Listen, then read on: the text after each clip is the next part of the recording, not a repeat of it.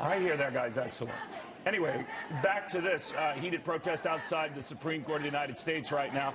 Protesters who realize the math is not going their way, hope springs eternal that they might be able to flip a Jeff Flake or someone else who's already committed to a yes, might be a no.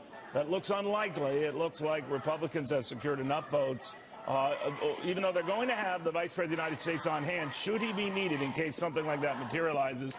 But they're not pleased with this. And then the question is, how do we all get back together after this? To Fox News contributor Kat Timpf, Catalina Magazine publisher Cathy Areu, and GOP strategist Jen Kerns. Easier said than done, Jen. What do you think?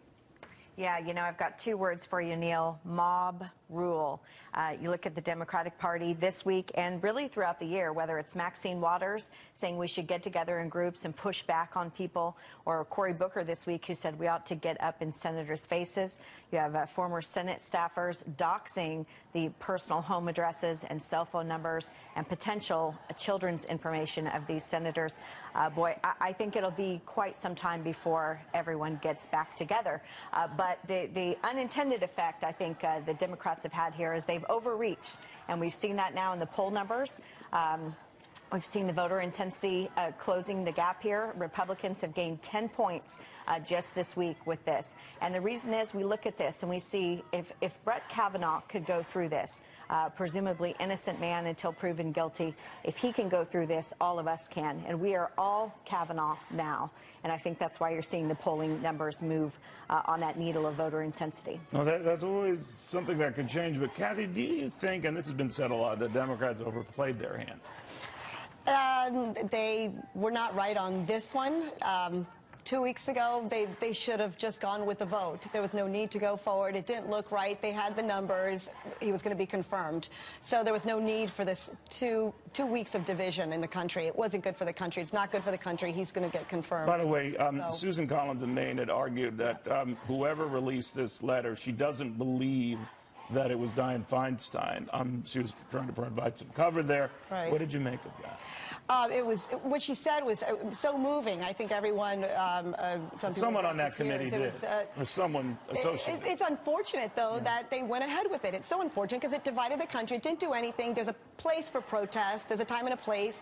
This is okay what's happening today. I mean, they're having their voices heard, but disrupting the hearings and making fools out of themselves. It didn't work for 2 weeks, and but Neil, we do know one thing. We do know one thing Dianne Feinstein did do, and that was she withheld the letter from Dr. Ford. She had it for nearly 2 months, sat on that.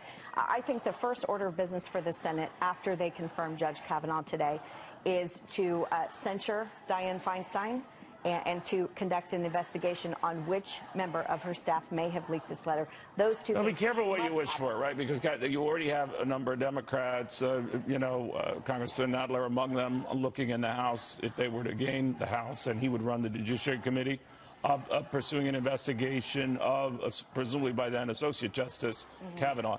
So the back and forth and the back and forth. Where does it end? I don't think it's going to end, unfortunately. I think that this is going to continue, as we're seeing it continue with these protesters out in the street. We already know that they have the votes. We already know that he's going to be confirmed, and yet people aren't letting this go, and they're not going to let this go. And if the Dems do take control of the Senate, I think that they would potentially try to impeach him. I don't think that this is going to be over anytime soon. You know, what I wonder about is the same behavior they used to say, kind of, that a lot of Trump loyalists would exhibit, violent in your face and getting in politicians and liberals outside their homes, etc., has actually been the other way around, where you have a lot of liberals who get in the face of those senators who are going to vote. Well, both sides seem to, I mean... But you would have to say throughout this process it's been very... Well, wait a minute, but I mean, you would have to say it's been unusually heated here, in your face, even physically threatening here. I mean, to a degree that would make you uncomfortable. Well, the country's been insane, I think, since we have this reality star who became president. Well, wait a minute. Whatever you say about the reality star who became president, he did become president. And wait. Now. I'm just saying, then, what would be the difference, then, between activity you associated with his loyalists versus what you see exhibited now, where they're chasing down senators abusing them in restaurants, following blocking even off traffic. commentators. There's no difference. The Tea Party was guilty of so many things. The Tea Party, they were doing... Tea Party never threw anyone out of a restaurant. Tea Party never chased anyone off the subway. Tea Party never did any of that. They did many controversial things. Nothing approaching this. Oh, we're not. Nothing approaching this. Well, the Tea Party, the birther movement, things were getting out of hand. All right, well, You have protesters in Portland laying in the middle of the street, blocking traffic. I'm all about your right to protest. I think it's great you can do that in this country and not get your head chopped off. But you have people laying in the middle of the street. I kind of feel like you can do what you got to do until you're stopping me from getting where I need to go. Whenever protesters lay in the middle of the street, I hope I have the guts one day to walk up to them and say, you know, you're making everyone hate you. But, you know, you alluded to something interesting at the outset, that this is narrowing the gap, the preference gap, you know, between Republicans and Democrats and who takes over Washington, you know, and we've seen that. It fluctuates wildly. In a midterm election, normally it's the wrath, the hate that gets out to vote. And so you could argue just the opposite of what you said, that vote is what comes out and benefits Democrats who feel this process was rigged, you say? Well, typically that is the case, Neil, and we saw that on September 18th. A poll was leaked that was presented to the Republican National Committee that said Republicans this year didn't feel that there was much at stake, and that was an exact quote that was in the poll. That has changed, as we've seen with the Kavanaugh attacks. That has significantly changed. But now that he's going to make it, now that he's will that still have the fire? Yes, the coalition will stick together for the next 30-some days because we have seen 30-some days is an eternity. It is. You got to keep that anger. No, I don't think they'll be angry. No, I know some Italian families who can keep it going that long. I don't know a lot of people can keep that going that long. I believe so. You look at some states, they have early polling. A lot of voting is already underway. In some states, in the next week or two, tens of millions of votes will already be cast. This will be very fresh in their minds. And here's the real irony. All of these protests you see are not organic. We do know now that George Soros funding is behind it. No, look at the group Demand Justice. No, we don't. Whoa. We haven't seen any cleared or canceled checks. We don't know that for sure. The Washington Post said I'm not here to play left or right on this. We don't know whether George Soros is sponsoring anything. What we do know is that the vote is now a mere hours away. And what we do know is that Democrats risk hurting their image. And that's from a Democrat. I'll explain after this.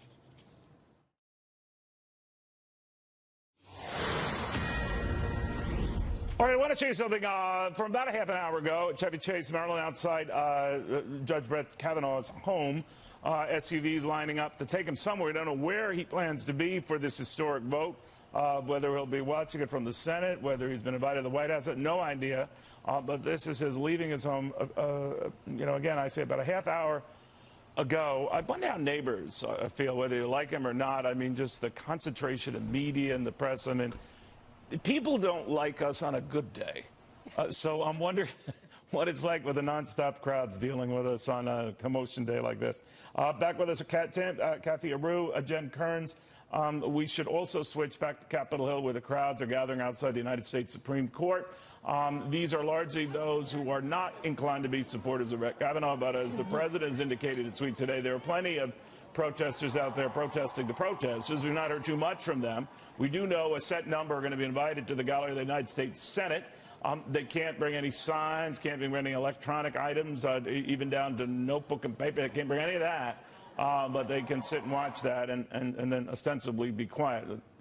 Let's see how that goes. But again, this will be for the vote about 3:30 p.m. to 4 p.m. It's a loosey-goosey kind of a target. But it is thought of by that time that by maybe a close vote, it'll still happen, and Brett Kavanaugh will be on his way to the United States Supreme Court. In the end, Jen Kerns, as a GOP strategist, what is the fallout, let's say, for Republicans after all of this? Well, I don't think there is much fallout for Republicans. I think the fallout here is chiefly toward the Democrats. If you look at even the generic ballot poll number, that fell and tightened over the week. Democrats are now only ahead by 2 points on the generic ballot. That's according to Investors Business Daily and a couple of other polls. And Nate Silver at 538 actually thinks that there's a built-in bias in favor of Democrats of about 4 points in any given midterm election. So if you look at that 2-point margin, election. You add in those 4 points from 538. It is a horse race, and that is not something Democrats were expecting to have. If you compare that to the 2010 elections, midterms, and the 2014 midterms, Democrats are now doing worse in this contest than they were in both of those. And in both of those, they were about 10 to 12 points ahead on the generic ballot around the same time, and they lost to some of the largest Republican majorities in both the House and Senate. So it does not look good for Democrats heading into the final month. You know, Kat, you could argue that, I don't know how it will, you know, Jen's point, affect the vote in November. I do know that it's galvanized Republicans to be on the same page. There used to be the sort of the moderate or the statism wing of the Republican Party and the rebellious crowd that was Donald Trump and delivered the White House. And they were all on the same page, and they were all angry at the same time, and they were all pushing the same cause. So in a different sense, it's united Republicans as never before. Right. There's been so much talk about saying Democrats have been so motivated by this, saying we're going to get out and vote, and I can't believe that you're going to push this nomination through after everything. And right. Some of the things a lot of the protesters are chanting. But I think a lot of people on the right are just as upset. They see this as an unfair attack against Judge Kavanaugh. They see this as smearing Judge Kavanaugh. And they see this as something that could maybe happen to them or someone in their family. So they see it just with as much passion as people on the left do, which is something that Republicans really need, because polls have been showing that voter enthusiasm is a little higher among Democrats. It's still high among Republicans, but it had been a little higher among Democrats. And I'd be interested to see how those polls come after all of this, because I think that it really has energized Republicans. But usually in midterms, it's anger that gets people to the polls. I mean, you can be content and happy with a good economy. There's no doubt that it's firing on all cylinders, as of the markets, recent days notwithstanding. But that isn't enough. It's anger that does it. And I think a lot of people are angry. Yes, people are angry on the left, but I think people are discounting just how angry people are on the right as well. Yeah, all right. And I think that's the gift that Democrats gave Republicans this week. And now we have that X factor, that anger that's going to drive Republicans to get up off the couch and get out and vote. And I think the other X factor we're seeing here is look at the backbone that President Trump has actually given to Republicans. 2 years ago, I think that the GOP senators, no offense to them, would have folded like a cheap tent.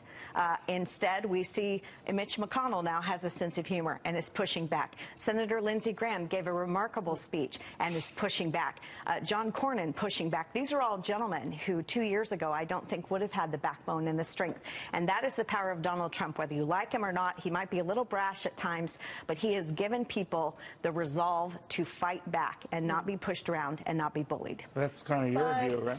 Right, but these hearings were always going to be about the midterms. It was always about who's going to control the Senate, not who's going to control the Supreme Court. So it's going to be a circus, and everyone was going to put on a show, and the Democrats were going to say what they wanted to say for their audience, for the constituents, and the GOP It does was seem going to like do it. professional wrestling. Well, we knew I mean, like everything has a pre-scripted part. So I don't think the president necessarily did it. I think they were getting ready. They knew that this was coming up, and Dr. Ford came forward, and then that turned everything upside down. You're right, but you know the unsung hero here is Mitch McConnell. I really believe so, and whether that's a catalyst to learn from the president. But if you think of how he handled Merrick Garland, of course, that infuriated Democrats, a choice of Barack Obama's, and he didn't even take up the nomination, how he paved the way to make sure Neil Gorsuch would get a vote, how he handled this even when it looked like it was falling apart. He knows the Byzantine rules of the Senate probably better than anyone, and he made this happen. That's my opinion. What do you think? Yeah, and I completely agree that we're seeing much more backbone from Mitch McConnell than we've seen in the past under President Trump. I do agree that before, I think if this would have happened before President Trump, they would have had Brett Kavanaugh withdraw his nomination. No, as soon as I disagree. I respect all of you greatly. I think Mitch McConnell gets short shrift on this, but he has more moxie and cleverness and a quiet shrewdness than he ever gets credit for. And he stuck with this system and urged the president to stick and be patient with this system when not so cooler heads at the White House were going bat you know what, and he was steady as you could be with us. That's just my view. They needed this. They needed this. They needed Kavanaugh before the midterms. I think the president should think twice about yelling and screaming at this guy. Absolutely. I think that he might in the future scream at him at some point, though. Oh, no, you can count on that. But I'm just telling you, I mean, if you want to know about victors and those that made this happen, If not for Mitch McConnell, I don't think it would have happened. Yeah, I agree.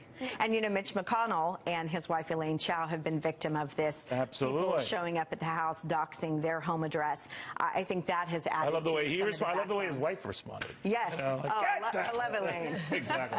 All right, guys, thank you all very, very much. In the meantime, take a look at what's going on. The crowds are getting bigger. The senators are winding down here.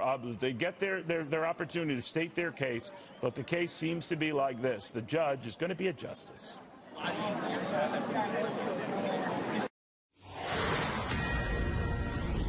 Nominee. That's a decision made by Mitch McConnell, and I think he made a historic mistake. And what is happening today is we're seeing the consequences of that. We have now been turned into the House of Representatives, where only 51% is needed to pass a bill. That's not how the Senate has historically operated. Mitch McConnell is going to, in fact, achieve his goal of jamming through 2 justices with 51 votes. But the price the institution is paying is very, very high. Okay, thank you. All right, well, Ed Markey might want to remember his old colleague, Harry Reid, because it technically started with the former Senate Majority Leader, of course, who started this when he was angered by Republican slow approval of Barack Obama judicial nominations, and then implemented the simple majority rule that carries to this day. Back with Katherine Timpf and Cathy Areu, Jen Kerns. Cathy, there's enough blame to go around whether you like this process or not, but I believe Harry started it. Yeah, it's just so ugly, and it's so sad that it got so divided, that the country is so divided, and what's going to happen? Who's going to be fired up for the midterms? Who is? Yeah. Who's more fired up? Oh my gosh, I'm willing to think that those who are comfortable and happy are perhaps the winners in this, who are the Republicans. But so if maybe you're comfortable and happy, you're not fired up. You stay home and you stay on that couch. So hopefully the Democrats come out and they're still angry in November. Kat Timpf, I'm looking at what Senator Markey had to say, and then to put the finger at Mitch McConnell and this whole thing about, you know, the simple majority versus the old 60-vote days and all. That did technically start with Harry Reid. Now, both sides get angry. The others, you always wonder if a Democratic president came in, Democrats ran the show, whether they'll remember this incident and get very, very nasty, back and forth, back and forth, back and forth. But it always gets bad. Yeah, I do think that if Democrats ran the show, it absolutely would get nasty. These are emotional issues. These aren't just about... This isn't about simple policy nuances or something like that. People look at Judge Kavanaugh's confirmation as a very emotional issue, and emotional issues make people fired up. I think that people haven't just said, oh, I kind of don't like President Trump, or, gee, I wish Hillary would have won. It's no, Trump is the worst thing that's happened to America. Trump is such a disaster. A lot of people on the left, there's no nuance there. It's that he's the absolute worst. Everything he's done is the absolute worst. And I think that if they did gain control, they would have some pushback based on what I'm seeing so far. What do you think, Dan? Well, let's not forget it wasn't just Harry Reid that started this. It was also an advisor to Barack Obama, Rahm Emanuel, started this whole vitriolic right versus left when he said he would bring a gun to a knife fight. That's really, you can really trace it back when you look through the history of how politics got so nasty. It was during the Obama administration, and it was right after Rahm Emanuel said that. So. Well, I could go back a little further for when Eve took the apple. And, I mean, but you know, you can argue back about this, but is it a sense now that you have, I mean, obviously, these two sides have to work together going forward after the midterms on a lot of crucial stuff, or they could just talk past each other. And I've always noticed every time I've gotten down to Washington that actually they get along with each other quite well. I call this professional wrestling, but I see them backslapping each other and having a good time and all. And then on cue, when they get before a microphone, they sound just crazy. Well, they are friends. I mean, that is the secret that most people don't realize. People are friends in Washington, D.C. They do go out to dinner. They do get along. But I don't think it's an act when they go on. When they go on, it's for the constituents. It's what they believe in, and it is. They do have to answer to those who put them there. But, you know, I use Ronald Reagan example. Fair and Balance will use JFK as an example, where they were very big on not making the other side look bad. So if Ronald Reagan was getting a lot of what he wanted, he would advise his folks, you know, what does Tip O'Neill need? What at the time does Jim Wright need? And there was a need for that. The JFK was the same thing, and when he was pushing legislation, a lot of his key things came into effect, sadly, after his death. But the approach was, what can we do to still help us, but not make them look bad because I'm going to need them down the road? There's none of the look after them down the road. I think the backslapping and the having drinks together in the halls of the Senate, I think that's going to take a while to heal. I think that's not No, going to I want to see them having drinks in the Senate. yeah, that would be a very good. They might get more done. I think they might would. get more done. They might get a little more done if they were a little buzzed. I don't know. You might be onto something there. But this is more than There just. we go, Kavanaugh right there. This is more. we don't want to get ahead of the curve here, but in honor of the future Justice Kavanaugh, this solves a lot of problems and brings a lot of people together. I don't know if that will do it, but I think we're at the point where we should try anything and everything. Ladies, thank you all very, very much. The crowd's building up outside the United States Supreme Court. The Senator is still talking inside the well of the Senate, and this vote about to come down. We'll have more after this.